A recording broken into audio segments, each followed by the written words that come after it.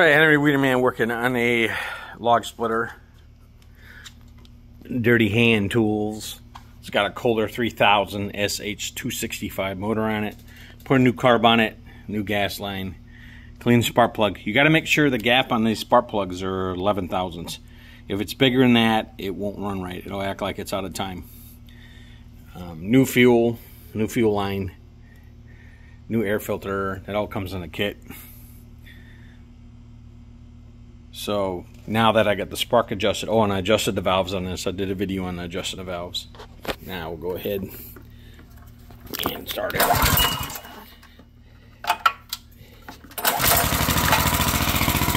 got it idling nice. If your spark plug gap ain't right, it'll act like it's got timing issues.